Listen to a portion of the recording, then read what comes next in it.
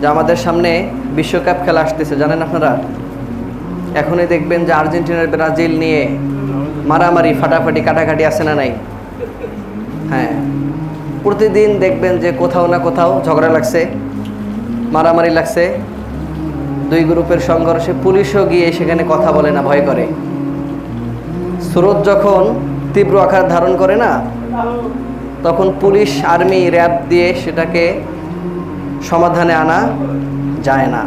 তো যাই হোক, এটাকে আসলে জায়েজ কি না, এটা মুসলিমরা ভিতরে লালন পালন করতে পারে কি না, এই বিষয়ে আমরা জানব।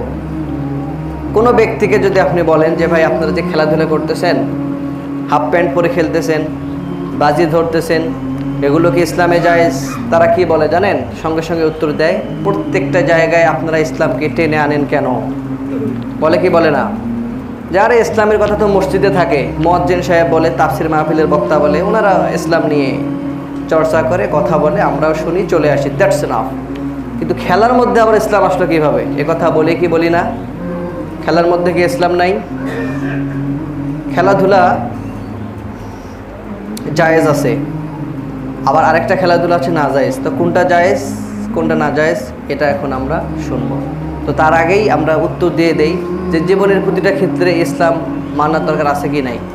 আল্লাহ রাব্বুল আলামিন বলছেন যে কুল, আপনি বলে দিন, ইন্না সলাতি, আমার সালাত, অনুসুকি, আমার কোরবানি, ত্যাগ, স্যাক্রিফাইস, পৃথিবীতে যা আছে সব, ওয়া মাহইয়ায়া, আমার হায়াত, ওয়া মামাতি, এবং আমার মৃত্যু, লিল্লাহি রাব্বিল আলামিন, সেই রবের জন্য।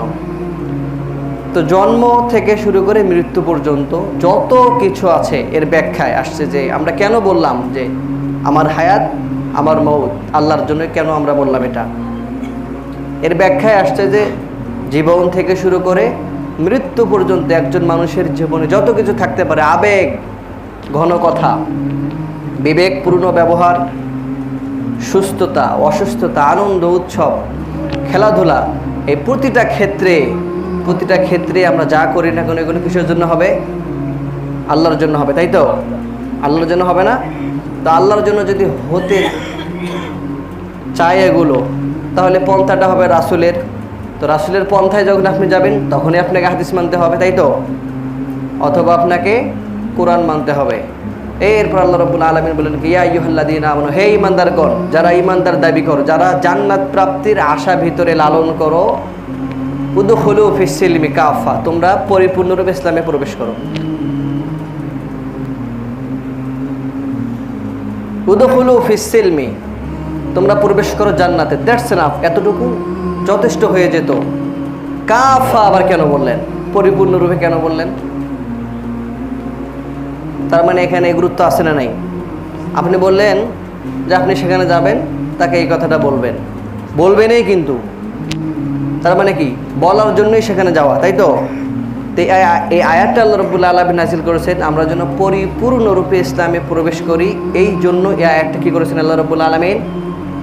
নাযিল করেছেন। পরিপূর্ণ কেন বলছেন? তার মানে প্রতিটা ক্ষেত্রে, প্রতিটা জায়গায়, প্রতিটা যত কিছু আছে জীবন জুড়ে, প্রতিটা ক্ষেত্রে আপনাকে কি করতে হবে? ইসলাম মানতে হবে। ওয়ানাজ্জালনা আলাইকাল কিতাব, আমি তোমার উপর কিতাবকে নাযিল করেছি। তিবয়ানাল লিকুল্লি শাই ওয়া হুদান ওয়া রাহমাতান ওয়া বুশরা লিল মুসলিমিন, যে প্রতিটা জিনিসের ব্যাখ্যা স্বরূপ, প্রতিটা জিনিস, ওয়া হুদান ওয়া রাহমাতান ওয়া বুশরা লিল মুসলিমিন, এখানে মুসলমানদের জন্য রয়েছে হেদায়াত এবং মুসলমানদের জন্য রয়েছে রহমত।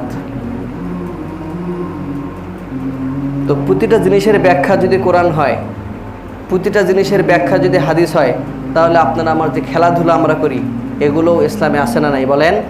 আছে।